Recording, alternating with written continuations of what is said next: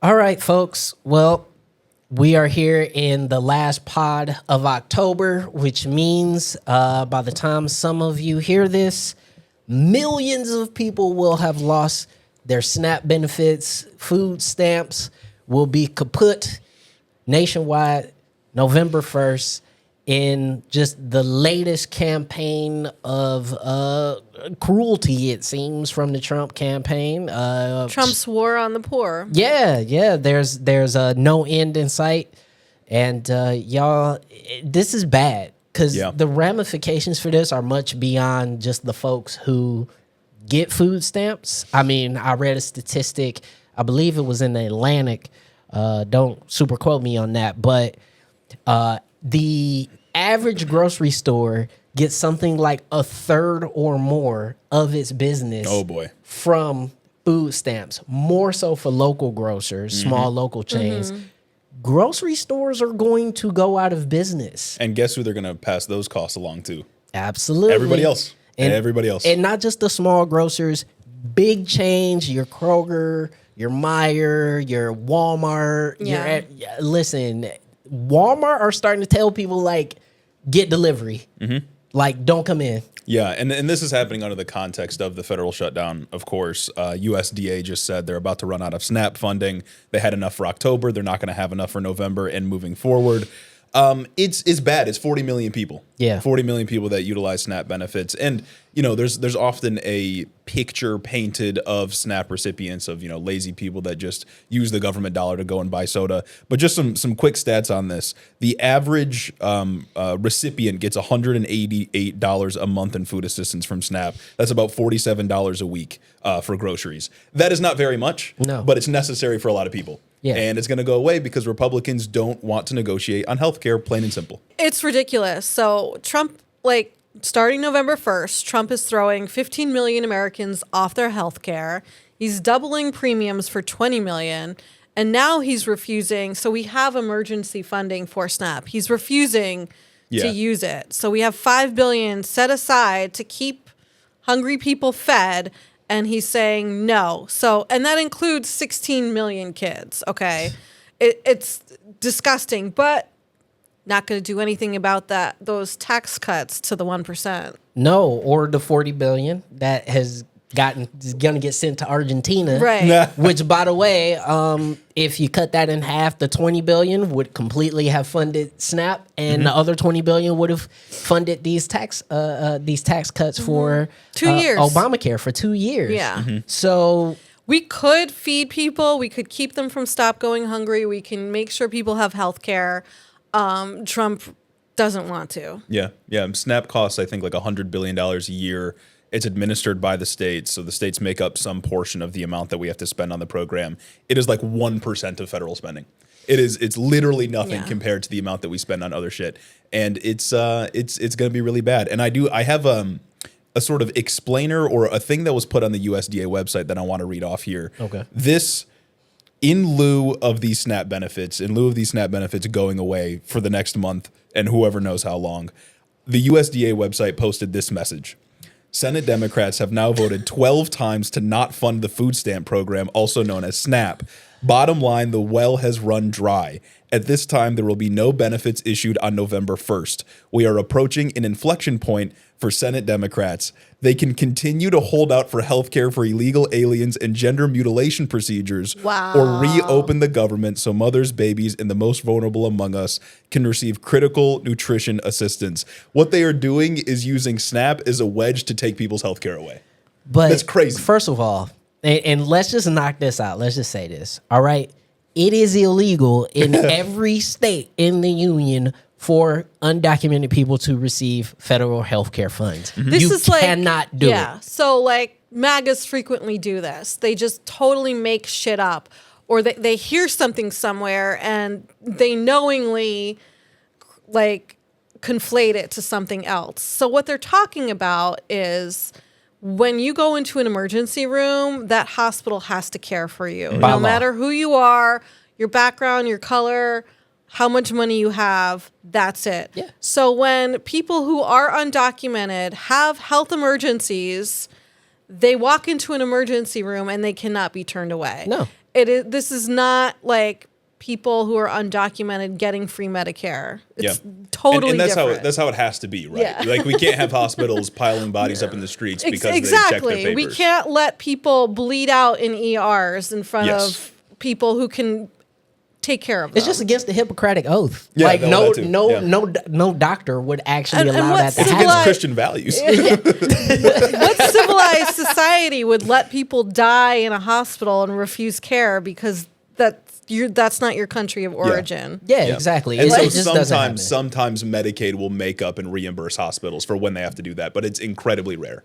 Exactly. Yeah, but the point is that those people still get a bill. Mm-hmm. Like if you go and receive healthcare at a hospital, you still get billed for it. The government is not paying for that. So we just gotta talk about the truth here, and that is not something that is happening.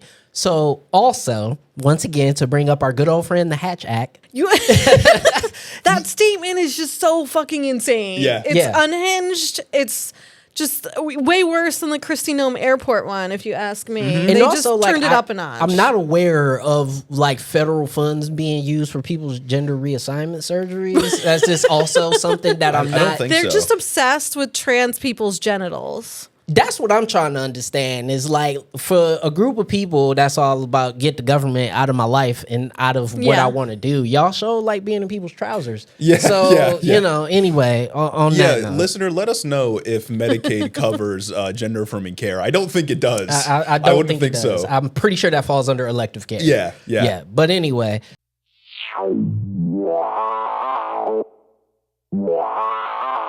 Welcome to the Point of Disorder podcast. I am your host for today, I guess, Norris. I'm Jeremy from Head in the Office. Glad to be here. And I'm Gina. Thanks for listening in today. Yeah, if you haven't already, you can follow us on all of our social medias, Point of Disorder on Instagram and YouTube and all that good stuff. And as well as Distill Social and Head in the Office on all of your favorite social media platforms.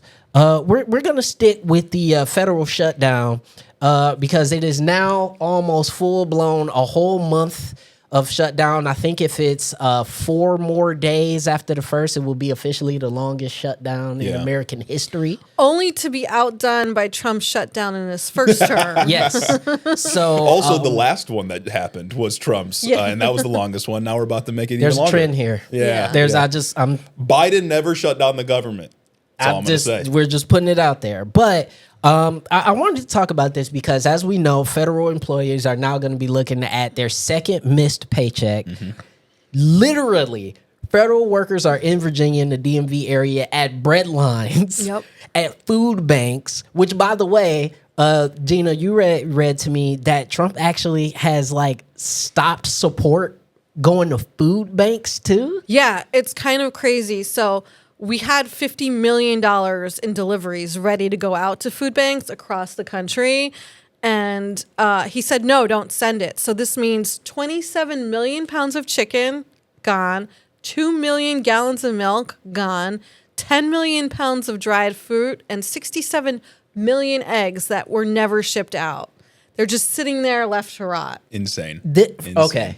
There's no good reason to do that outside of cruelty. Yeah. There really isn't. And I try my best on this show and other shows to be as measured as humanly possible, but there is no measurement to why you can have food that has already been allocated to go to food banks.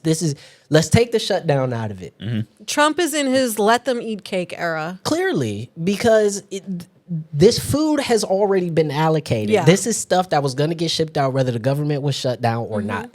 And to let it sit there and rot, there's no good reason to do it outside of the fact that you want people to suffer.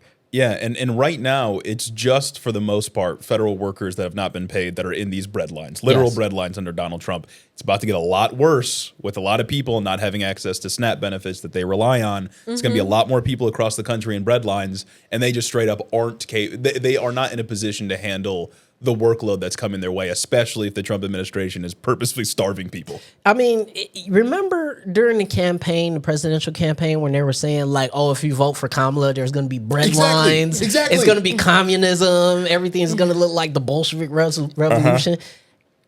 y'all. People are going to be hungry and sick because they can't afford to go to the doctor. They can't afford their medications. It's. I mean, we are approaching y'all a perfect storm of lack of care that people are going to be receiving. You know, you're talking about no SNAP benefits for the poorest Americans. Then you're already making healthcare unaffordable for said Americans. And then the jobs in those areas will suffer because people are going to be poor and unable to work, and or the place that they would have been working at has shut down because they're not receiving federal funds. Yep. Y'all, none of this is good. This helps no one. It helps no one, but they want to triple down on it.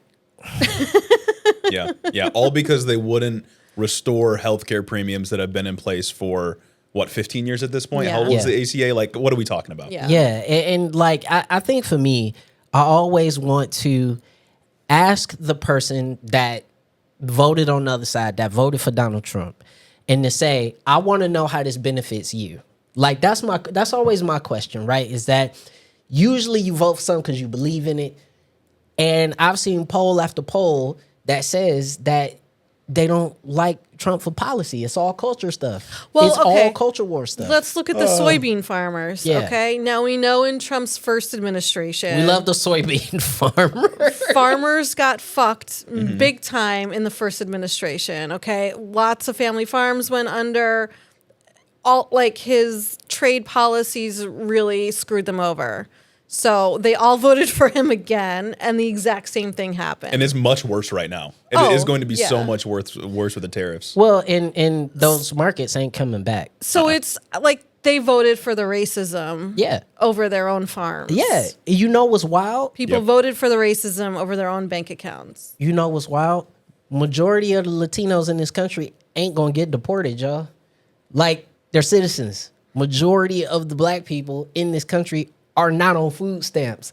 Hate to say it. So all the stuff you voted for ain't gonna happen. Regardless, there's no apparatus to make it happen currently. And so, not to say it can't, not to say it's not possible, but there's no apparatus to vote for the stuff that you allegedly voted for. Yeah. So my thing is, outside of literally starving yourself and closing businesses and hospitals in your own communities and making life harder for literally everyone you know, what was the purpose? I wonder if even that is too much like higher level thinking. I don't know that like critical thinking is hard. I don't know that they're like Jeremy. Yeah, well, I mean, aside from like Stephen Miller, I think most people aren't like rationally thinking out how they want to hurt marginalized groups. They just want pain to be felt by the undesirables.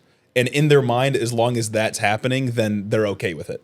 Like, I don't think they're thinking out like, oh, mass deportations, I want to get like at least 1 million people out of this country. They're just like, as long as I see on TV that some people are being hurt, that's cool, and I'm happy. Yeah, but like, you're gonna get hurt too. Like, I think that's the thing. That's this would be different if the ICE situation was the central thing that was happening, right? And everything else, the whole rest of the fabric of the government was still in place, right? Like, SNAP is going, there's no government shutdown. It was just the ICE thing. I could see how people got there. I disagree, but I can see how people got there. But we're at a place now where a lot of Trump's base is going to be harmed by these policies significantly more than the people they dislike. If you look at the numbers on SNAP, most of the people using it are white. Of course. Of course. There's more white people in the country, like obviously. Yeah. But even by percentage, it's fairly even amongst races. Like, usually it is the poorest and the most marginalized people, which also includes those of us in rural communities and Appalachia and in the Deep South. Like, poverty doesn't really know a color. There is poverty amongst all communities and all colors in this country. And my thing is that instead of saying, hey, we should make it so none of us are poor, you're just okay with the harm of others. Well, I mean, I'm sort of preaching to the choir here, but that is like the history of public programs in America, right? Like the racism drain for pools. White people will vote against their own economic interests if they think that those public programs that benefit them will be used to benefit people that they deem undesirable, right? Yeah. Like the public pools in poor white neighborhoods went away because they didn't want black people to use them. Right. And that's how it's always been. Right. And it sucks that still has a hold in America, but hell, that's history, right? Yeah. Speaking of history, because of Norris's sweatshirt today, do you guys know how like food assistance programs got started? It's because the Panthers started Yeah. it, That's right. the Free Children's Free Breakfast breakfasts, Program. Yeah, which, by the way, J. Edgar Hoover, the then head of the CIA, said that was the most... FBI. Oh, yeah, FBI. Said that was the most dangerous... Feeding kids. Yes, was the most dangerous aspect of, like, the American resistance movements at the time, was the Black Panther Party's Free Children's Breakfast Program. Yeah. Yeah. Because they were indoctrinating the kids. Hell, they killed Fred Hampton. Like, Yes. and all dude did was feed people. Dude, there are people in the American government right now who were fed by the Black Panther Free Children's Breakfast Program. So, again, there is a history of communities figuring this out for themselves. And the funny part is that if need be, the community will figure it out again. But See- that does not benefit the regime. It's gonna be a rough road. Exactly. And this is also why they kind of want this urban sprawl so people aren't in community Yeah. anymore, right? So when you think about where you live in cities, like my building, like ton of other moms, like if one mom needed to run out or work an extra shift or do something, there were other moms, drop your kids off over here. Free childcare. Like when you can't make a commodity out of like things that people need to survive, which like in community, people take care of that for each other. Yeah. Like then the capitalist, like it doesn't work It goes anymore, crazy. right? So like think about how much people pay for childcare right now that they have us all spread out and not like trusting our neighbors, right? That's a really good point because I grew up, my mom's a single mom, and that's no diss to my pops, word pops. But I live with my mom and she was a single mom, and every day after school I went over to my aunt's house because my mom had to work. Like she paid my aunt, but not as much as she would have paid taking me to daycare. Right. So again, going back to that community thing, oh, you watch my kid, here's $30, because I know they ate food over here and they were safe and taken care of. But it's like That would have been $3,000 a month exactly, at daycare. Yeah. and then I'm with family, so they teach, they raising me in the family culture. Yeah. They teach me how to read, Social interaction, so important. interaction, Intergenerational. Yeah, it's intergenerational. So it's like that's a really interesting point that I guess I hadn't even made that connection yet, which is sort of trying to deconstruct the concept of community of itself with these So things. like they're so against the like city life, right? Yeah. Because you get community in city life. yeah, that's true. That's And true. this like level of isolated thinking runs so deep because it's like people seem to resent the idea that they might have to pay for somebody else's healthcare, right? Like that's the main argument against Yeah. Medicare for all. It's the main argument against systems like Medicare and Medicaid. There is no healthcare system where you are not paying for other people's healthcare because it's a system that we all use. Yeah. It's what a premium is, and it's what taxes would be if we had a Medicare for all system.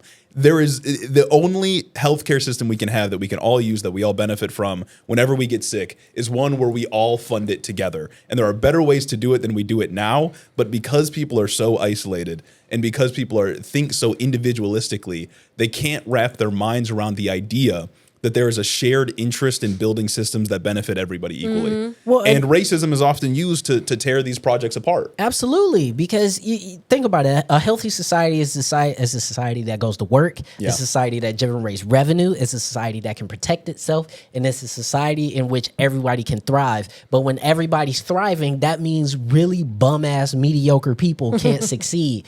And the problem is that we got a lot of bum-ass, mediocre people who literally cannot conceive of the concept of being better. Yeah. Like it's weird. But last thing about the shutdown that I want to bring up is, sometimes we have to travel and y'all TSA is struggling. They hurting. Oh my God. They hurting. Over 10,000 flights have been delayed in airports across America. I was one of them, man. It's awful. Oh man, What was your experience like? My family went out to Arizona last week, and when we were coming back, we were flying out of the Tucson airport. Our flight got delayed by 2 hours. We missed our layover in Dallas and had to fly out in the morning back to Detroit. It was a nightmare. It was awful, and we were stuck on the tarmac for like. Once we got to Dallas, we were stuck on the tarmac for like an hour, just waiting to get to a terminal. Yeah, no, the government shutdown is decimating airports. It's awful. Yeah, it's LAX was closed the other day. Yeah. LAX is huge. Yeah. This is the concept of an airport that large just being shut down because there's not enough people. It confounds the mind. But I just want to slightly change gears here because we're talking a lot about the federal government. And one thing about the federal government we usually can always count on is that it has a shelf life. Every administration has a shelf life, 2 terms. Well, maybe not, because apparently the conservative think tank known as CPAC is exploring options to give Trump a 3rd term. Now, Gina, you got more information on this. Yeah, so like we kind of knew this was coming because they've been talking about it, and like he's been handing out those goofy hats to people. Whoever goes to the White House gets a Trump 2028 hat.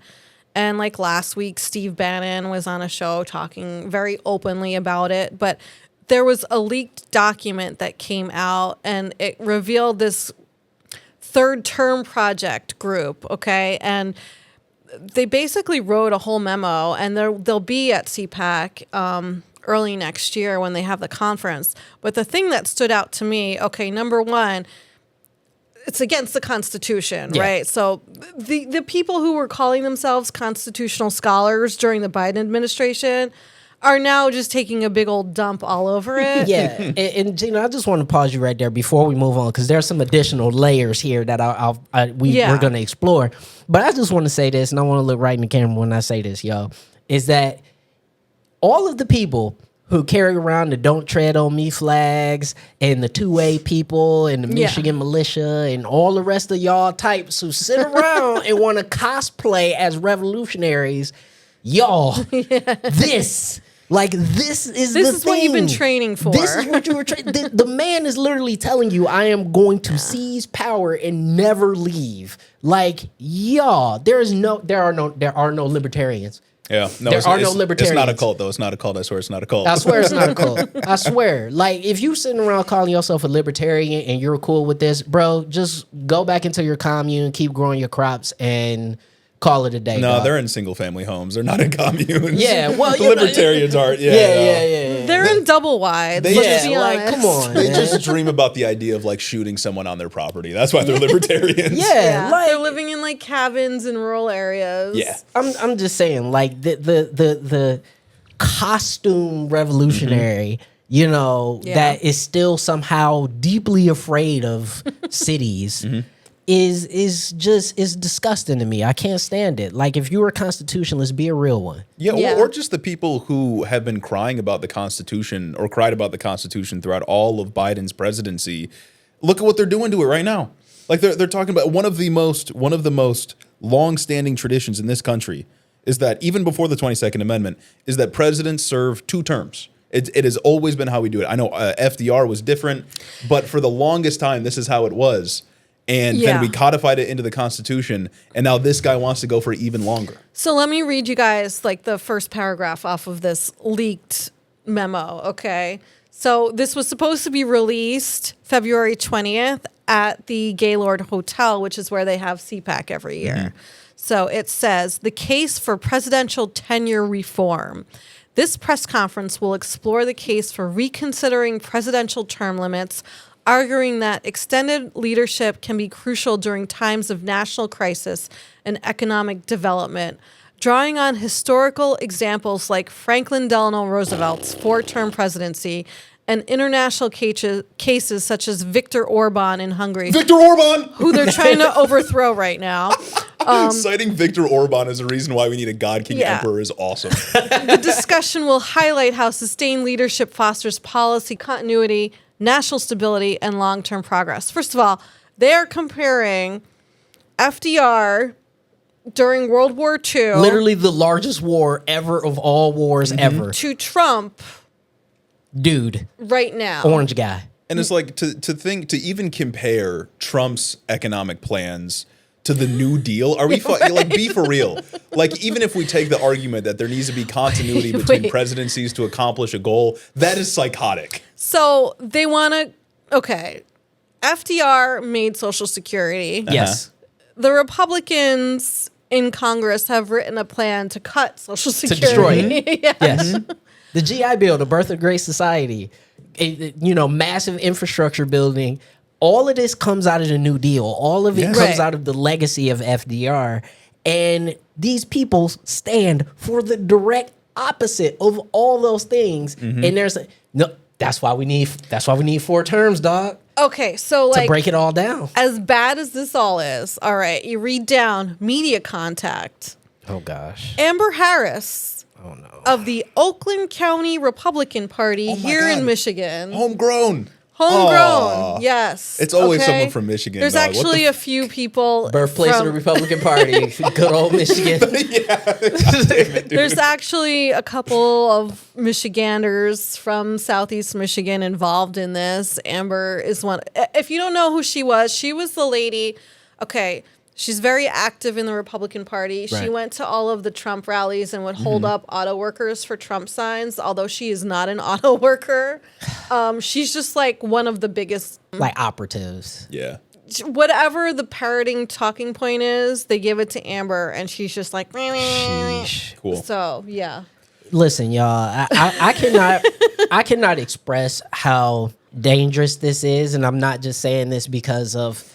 personal feelings. Being just a realistic human being, an American who knows the Constitution, y'all. That's all I'm saying. Y'all. Yeah. This, you cannot call yourself a true blue American and drape yourself in the flag and all the iconography of America, and this is your playbook. And I'm sorry, you can't. There's been a lot of people on the left sort of downplaying this, not in the way where they say like Trump is good, but saying like, oh, he's not going to do that. He's just rage baiting.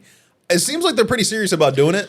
I would take it seriously when they say what they want to do. This reminds me of Project 2025. Yeah. That's what this reminds me of, is that everybody sat around and said, oh, he's not going to do all that. It would take so long. It would take so much effort. 9 months in, they're 50% of the way through. Yeah. 60. I checked the ticker today. There's a tracker. They are 60% complete with Project 2025. Yeah. And by the time we get to January, it'll be even more. Like, in what world do you need more convincing from this group of people that they are absolutely out to do exactly what they say they do? And the funniest part about this is that for a long time, there's been a building consensus that we need more term limits, right? We need to get people out of office that have been there for their entire lives. And that's been bipartisan. And we're going in the other direction. Yeah. Now Trump is saying we need less term limits. We don't need term limits on the presidency. What are we doing? It's like two things that at the state level and somewhat at the federal level, people have agreed on, which is we should get money out of politics and we should institute way more term limits for everyone. Yeah. Like,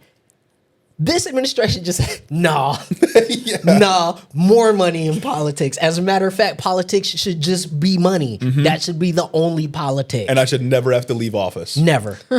Ridiculous. But anyway, keeping with the Michigan threads of conversation, you know what? The kids are all right, Gina. Yeah. The kids are all right because Royal Oak High School turned out a protest last week where about 100 kids walked out of class and had a massive town hall meeting amongst themselves because another group of students and a teacher allegedly were trying to start a Turning Point chapter at Royal Oak High School. Which, by the way, just so y'all know, no groups on the left do this, where they go into schools and create independently owned chapters to push forth political propaganda to America's youth. This is one of a unique thing that Turning Point does. They do it on college campuses. They do it in high schools. Yeah. And so for all the people who say we should take politics out of schools. And they have an enormous amount of money behind them. Yeah. Like millions and millions and millions Hundreds of dollars. of millions. Yeah.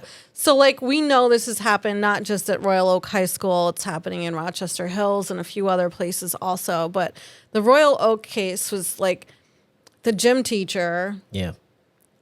oddly enough, a woman gym teacher who was straight.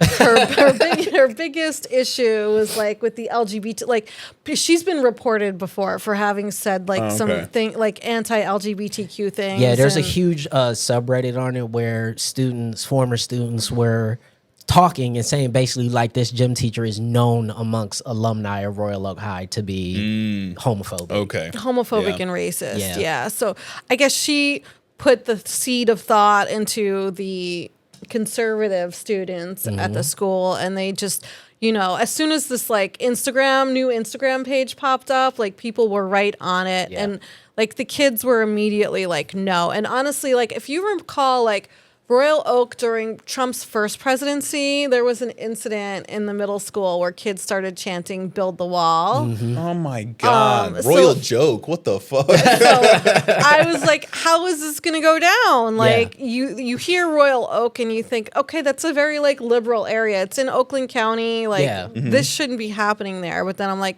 these people are just everywhere. Yeah. But like Norris said, like a group of students planned a walkout. And as soon as the superintendent heard of this, he like got in his car and drove right over, called like an all-day assembly. So he packed all the kids into the auditorium. And at first they were like, yeah, we'll get to, like, he'll hear us out. But that is not what happened. No, so there was a TikTok that was posted, like a 30, 40-minute TikTok that was posted that was basically this whole assembly. Yeah, like I this, made Norris watch the whole thing. This was supposed to be like kind of an all-day meeting summit kind of thing. And he gets there and basically says, look, we're going to look into it. We can't necessarily just outright deny the students' opportunity to create this club. And the students were like, Charlie Kirk literally said black people are less qualified to be pilots simply because they're black. He said Civil Rights Act was bad. Yeah, like come on. This is the one of the leadership, the student leadership was a young black girl, and she literally was like, this is hate speech against me. Yeah. And like she's looking at this man in his face, and you could feel his skeleton wanting to jump out of his skin as he watched it. He had an opportunity to really shine. Yeah, and he didn't said, take it. Nope. Yeah. I'm going to be a chump instead. He got punked by high school kids. Yeah. Like he went there and got punked by high school kids because those kids basically stood up and said, why are you even here? There was one kid who was just like, if you're not going to answer our questions, why are you here? Shout out, man. Like, the kids are all right. Wow. Like, he was cool. It was like a kind of like a let me cover my ass and the district's ass by saying that, well, we have to look into, it was just a big CYA kind of a thing. Yeah. And the students were not allowed to really say what they needed to say or get any feedback from him. Like you said, no questions were answered. It was just him to call people there and talk at them and not have a community conversation. Yeah, so the student leadership in the video said, look, if they keep, if this moves forward and the club does come to Royal Oak High School, we will walk out again. We will protest more, and we will keep protesting until it's gone. And so, the one thing districts are really afraid of is bad press. Yes. So that is like, that's the threat that makes them go back into the meeting and try to come up with another solution. Yeah, we're gonna keep following up on this story because I think it's really important. I'm gonna try to actually reach out to some of these folks because when you see the video, it is a complete. It's a perfect example of how people who are not prepared or never had to think of these types of things get confronted with very real feelings, very dangerous rhetoric, and are just not equipped for it whatsoever. Yeah. How did he think he was going to like not receive pushback? Like you're going to go in there and calm them all down? Come on, man. No, what he thought he was going to do is he was going to flex his authority as the superintendent. Oh yeah, and that'll work on young people. And he was going to scare these kids into, capitulation, into not walking out, when you got to understand, like, these kids literally have seen people their age and only slightly older, overthrow actual governments. Like, this is a losing battle for you. And so I think it would be really intelligent for the administration in Royal Oak to really talk to these kids and understand, kind of what their pain points are, because at the end of the day, man, you can't have hate speech in the schools. Yeah. Period. Yeah. So that's the superintendent, and like, not surprised he's out of touch. But like, and I'm all for young people getting involved politically. I think it needs to happen more. But if you are a high schooler, a young person thinking about starting a Turning Point chapter, that's the corniest thing I've ever heard. Yeah. What do you go outside, man? Play a sport. Make some friends, find a hobby. Like, you're doing a Turning Point USA chapter in high school. I'm telling you, you got your know. whole life to worry about lowering taxes for the rich, man. Like, you don't need to start now. But it's like you already know what this is. It's these kids. It's a hate group. It's a hate group, it's a hate group. And it's also these kids that like think they're being like trolly and contrarian and stuff like that. Like, you know what I'm saying? Like, there were kids in the back yelling like 6'7". Like, you know what I'm saying? It's like such loser behavior though. Like, dog, there's got to be something else that you like to do, right? Because like all it is just like they're anti-trans, probably anti-black. No, man, like, they just sit at home and play Warhammer. Like, that's all they do. Like, it is what it is, man. I'm glad there was like a grassroots resistance to it, but man, I can't imagine like what kind of psychopathy it would take as a young person to want to be in Turning Point. I know they're like huge on colleges, like that's their reason for being. But like, I mean, you school? gotta think though. Like, if your big bro or your big sister goes to college, they get involved with Turning Point. They come home and they start spitting that same kind of foolishness. You see that they've built community on college campuses. They've made friends, so on and so forth. And a lot of these people, they don't have that at the high school level, so that's what they want to do. Yeah, but like, what are they gonna do? Like, sit up outside of the lunchroom and be like, debate me on abortion? What like, you have nothing better to do with your time at school? Listen, you asking the wrong one. I don't have kids. I mean, Gina, you're the one that's closest to having a high schooler. Like, how, as a parent, like, how does this move you? You know, first of all, I can't really see high school kids giving a shit about this. There's a force behind them, right? Right. Yeah. And I also want to say that the Southern Poverty Law Center has done many case studies on Charlie Kirk and Turning Point USA, and they've all come back to say this is extremism, 110%. Yeah. So, I mean, I think allowing extremism into a high school should be a no-go. Given the quotes this man has said, I mean, I don't think these superintendents need to walk on eggshells around like political speech and free speech. It's kind of ridiculous, but like no high school kid wants to spend their lunch break like talking about, you know, especially like high school like boys, like they're not going to want to sit there and discuss like abortion or like I want to talk about what I did on GTA Online, bro. Exactly. That's what I'm saying. Like, my high school was like going to practice and then playing GTA with my friends. That's what I want to do. Do something else with your time. Yeah. Like, that's what I want to do. But anyway, just sliding forth to people who continue to hate those not like themselves. One of our good friends in the Mellon family. Another racist. Yeah. Has decided, you know what, the shutdown is really hurting the military, so I'm going to give them $130 million out of my own coffers. This is like really fucking unprecedented. Never, ever has the military accepted private donations to pay for shit. Where's the money even go? I don't know. They don't have a checking account. Yeah, that's why I was like, do it just go to like DOD, a Wells Fargo account? $130 million. Tim Mellon, Heart XOXO. I don't know. Like, what is the mechanism for that? Like, that's the thing. And then also, what do you get for $130 million? That's the question. Something, because if you're taking private money, that means now you have a privatized military, right? So who knows when Tim is going to call in that favor. It's kind of really gross. And like, once again, we gave $40 billion to Argentina, and now we're, out with a fucking pan asking for money to pay our military expenses. Yeah. It's like, what? Yeah, that's the thing is because like 130 million seems like a lot of money, but like that's like $100 for each service person, right? So it's not really paying for anything major. So the question is, what is he getting out of this? Yeah. Because the rich aren't just going to give their money away for fun. Yeah. They're getting something out of this. He's going to have his own private detachment of the National Guard. Yeah, or maybe it was just a straight up bribe, right? Yeah, Like maybe yeah. he's just like, here, I'm going to give you this money. You do something for me. Don't tell anybody. Yeah. And that's what's going to happen. So, like, I don't know if people are familiar with Timothy Mellon, but he is a prolific racist. You can read his 2015 self-published autobiography because nobody wanted to touch this shit with a 10-foot pole. Sheesh. He said black people have become belligerent because of social programs. Oh my There we God, go. dog. Those food assistance I was programs. belligerent. Wait, but I've Yeah. never been on a social program, bro. Literally never. I've like- been belligerent. This is like called old school people, racism. Oh That's- yeah, this is a throwback. He called people who receive government assistance slaves, and he criticized teachers' unions. And the introduction of women's studies and LGBTQ studies.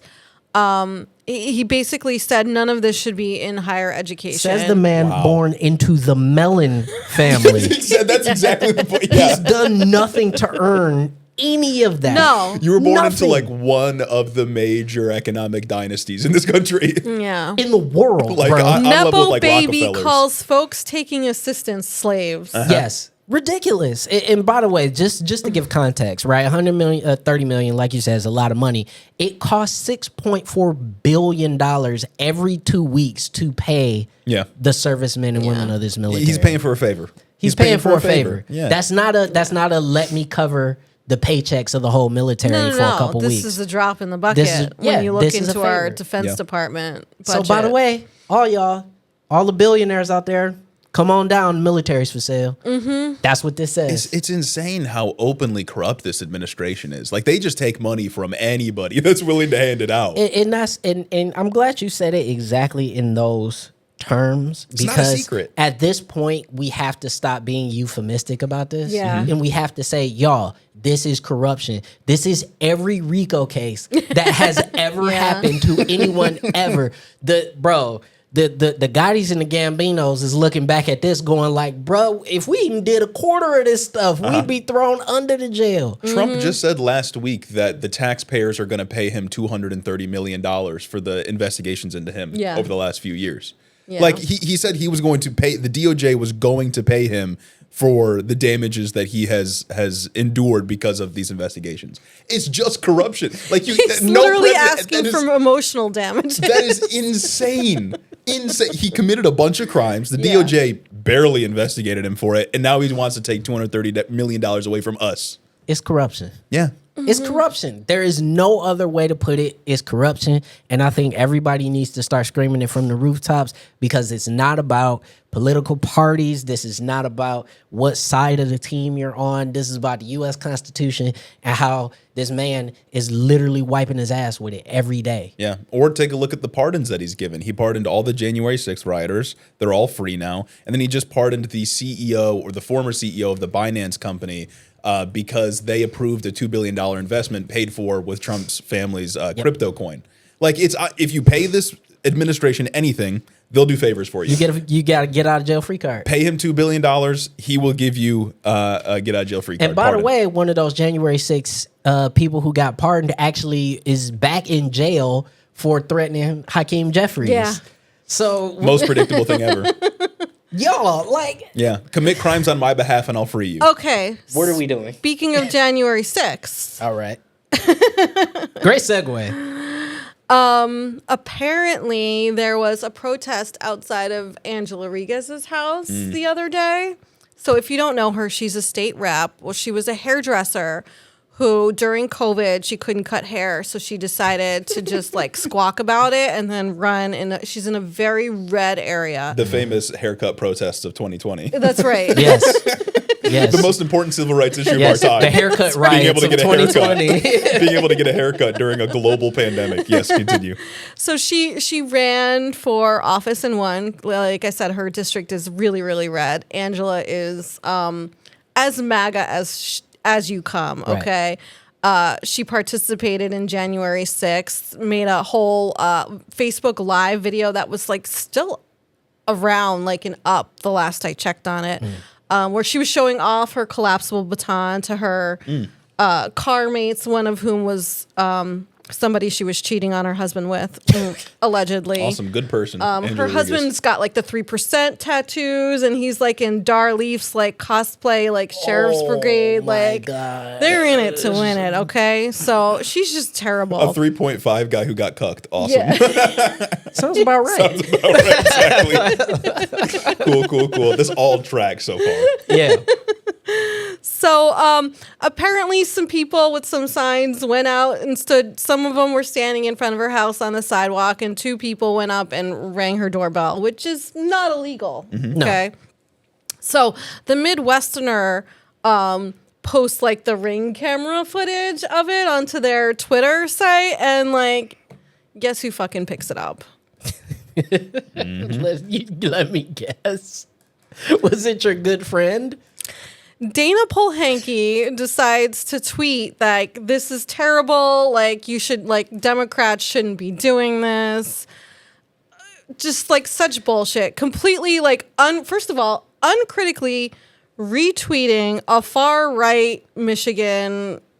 I don't even want to call it like a news magazine. It's a rag. Outlet. It's a rag. Yeah. I mean, let me just say this, y'all. Like, this got traction on social media. A lot of the journos were posting about this, and the reason why they were posting about this is because at the end of the day, you had a bunch of people protesting Angela at her house, and that is not illegal. Mm-hmm. The street is public space. You could be in the street, and you're allowed to ring someone's doorbell. And unless that person calls the police and says, "Get off my property," they can do that, right?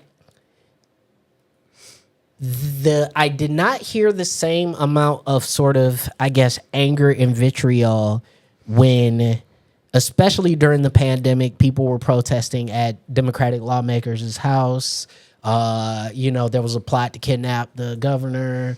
There was people with Benson. guns were standing outside of Jocelyn Benson's house, like with firearms. This is not the same, y'all. And Polhanky is like, Democrats, please don't do this. Meanwhile, like, Republicans never condemned.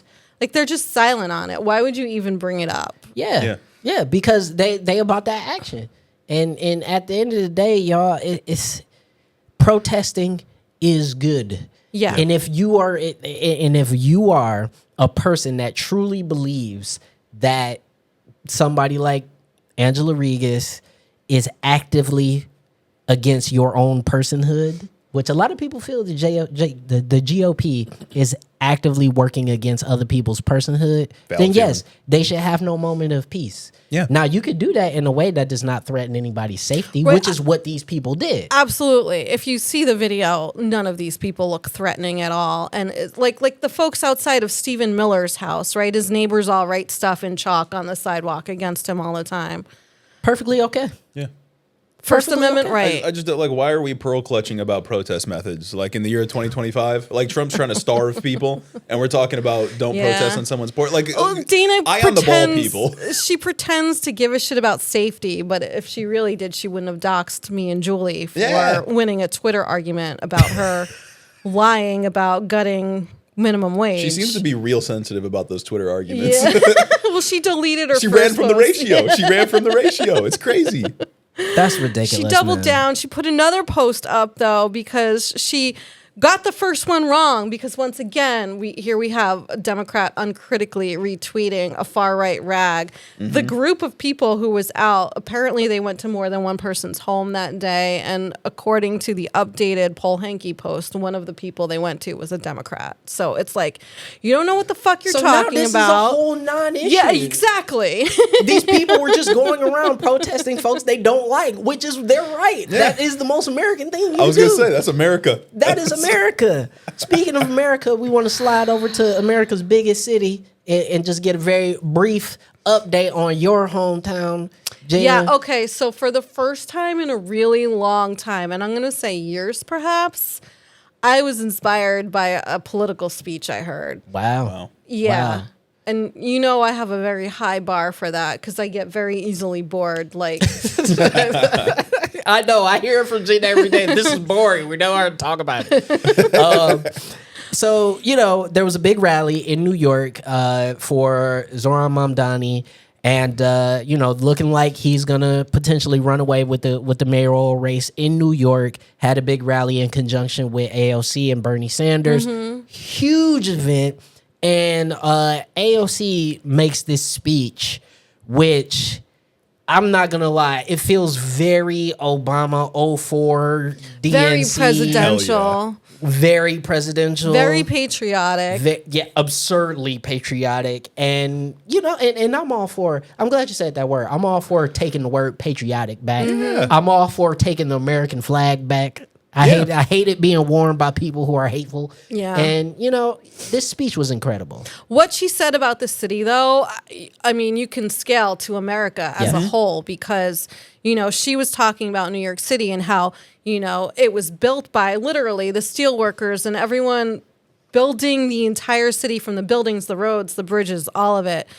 She was saying, like, the city was built by the Irish escaping famine, Italians fleeing fascism, Jews escaping Holocaust, Black Americans, fleeing slavery and Jim Crow in the South, Latinos seeking a better life, and Native people, Asian Americans, all coming together. And that is America when you think about it. Yeah. Not just New York City. I've been waiting for so long for like any Democratic figure with a platform to just reframe this discussion we have around immigration, because so many Democrats have fallen for this trap of saying of conceding that we need to have a secure border and that immigrants represent some kind of threat to us. And this is the first time in a while I've seen a Democrat actually say, no, immigration is and has been a great thing for this country and is the reason we're so great. It is the country. Yes, immigration is the country. Yeah. There were no people here outside of Native Americans, right? And now that we ain't got to relitigate this, but we know there is significantly less Native Americans in the country. Now, everybody here is the product of either an immigrant or a slave. That's it. Yeah. You were one of the other. And, so as we talk about this, we forget literally the Statue of Liberty, a symbol of the entire country. Give me your tired, your poor, your huddled masses yearning to be free. Shout out New Colossus. It's right there, y'all. Yeah. Like, to say that immigration is not only a vital part of our fabric, but a foundation of America in and of itself is a exercise of stupidity. Yeah. How we went from, okay, what you just said is on the Statue of Liberty to they're eating the cats, they're eating the dogs. Yeah. I don't fucking know, but We got there from white supremacy. Yeah. And we got there from a group of people convincing mostly poorer white folks that as long as I'm better than the black man, the Latino man, the Native man, the Asian man, as long as I'm better than him,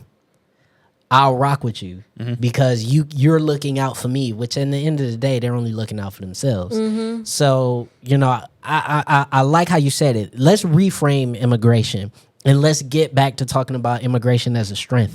We have to, because there's no way the Democratic Party can talk about immigration in a way where it's like we need to be strong on the border, we need to decline entry to these people, and win over the people that are actually worried about immigration, because the right wing is always going to do better if you frame it that way. But if you reframe it through the way that's like AOC is saying, then I think that's a real winning message that inspires people. It's the only way forward, in my opinion. Well, and then also, y'all, I think about like all the big tech firms that have given Trump all this money, and it's like, bro, 90% of y'all are ran by immigrants.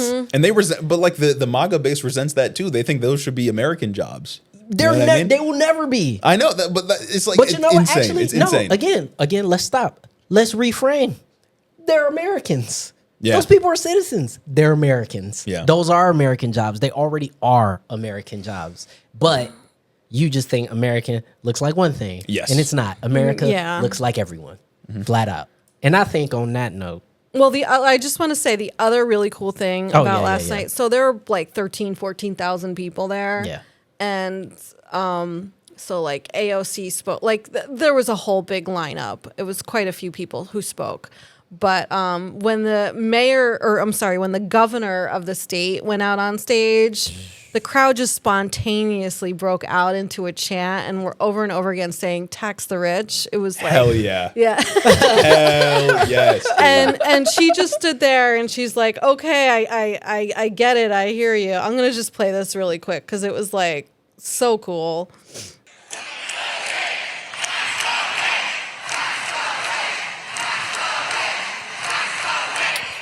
It sounded real French.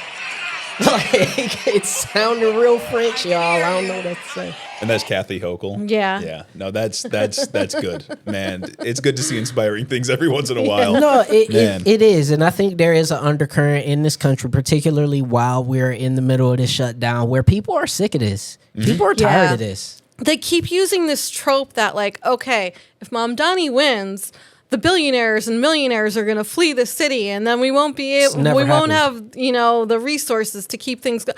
That's the same old trope they use time and time again, and it's literally never happened. But the Rockefellers built half of New York City when the tax rate was 50% Yeah. on the rich. He never left. We used to have a top marginal tax of 90. Yeah. And it made the country richer because when you redistribute resources, it lifts the entire tide. Like, come on, y'all. I'm just tired of the willful ignorance and the intellectual dishonesty of these people.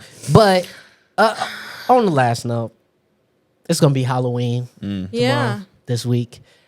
What is everybody's plans? Because for the first time in a long time, I'm actually going to dress up for Halloween. I normally don't, but I got a party to go to.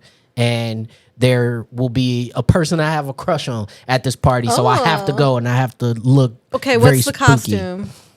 I'm going to be Lestat from Interview with a Vampire. Okay. I'm not going to put on white face, but I thought about being Louis. Then you'd show up on Fox News and they'd be like, look at the hypocrisy. I thought about being Louis, but Lestat is way cooler. So, the reboot though on Netflix, is it Netflix or AMC? Yeah. Yeah, I binged it. Okay.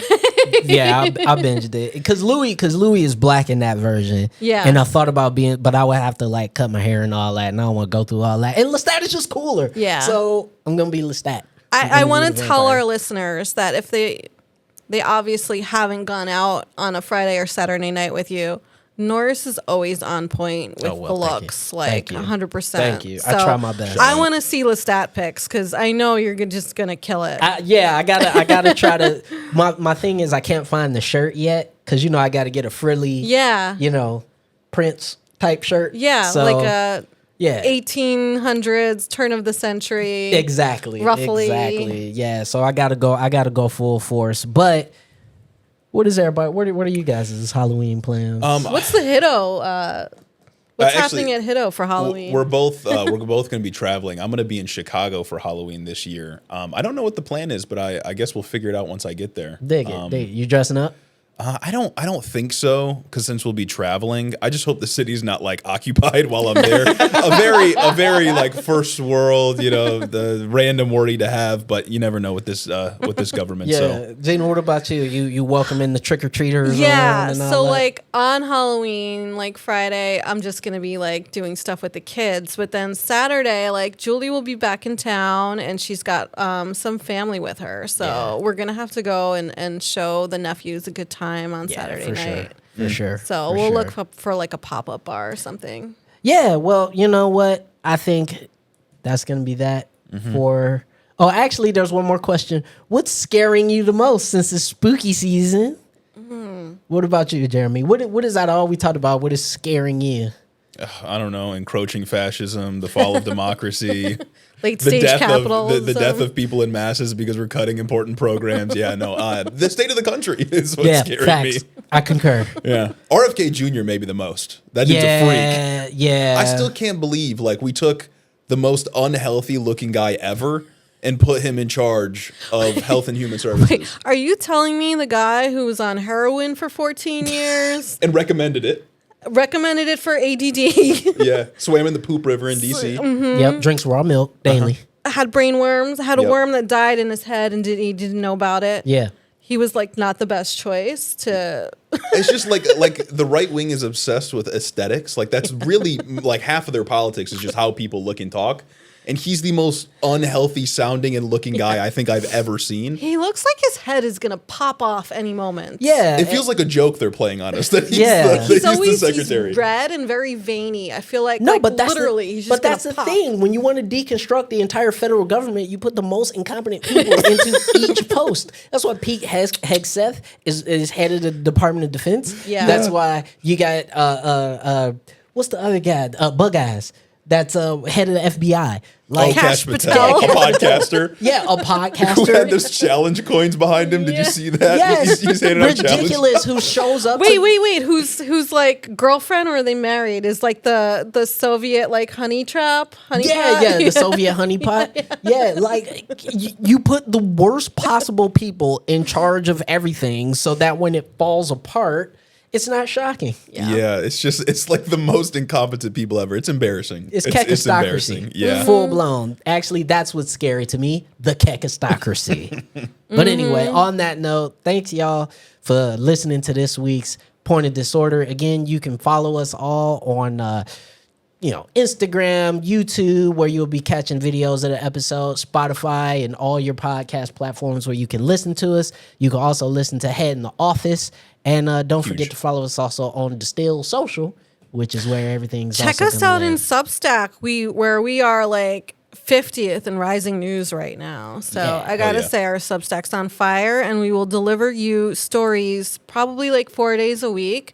Stuff you won't really see or hear elsewhere, or from angles you won't see or hear elsewhere, because we're always like, okay, this is what this means for Michigan. Yeah. So, and in a world where Barry Weiss runs CBS, support independent media. There you go. So with all that said, we will see you next Thursday.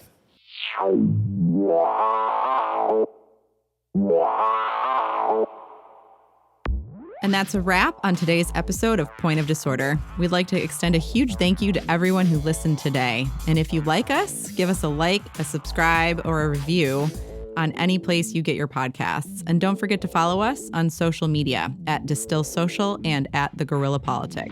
This is the Point of Disorder podcast, signing off. Stay sharp, stay progressive, and above all, stay tuned.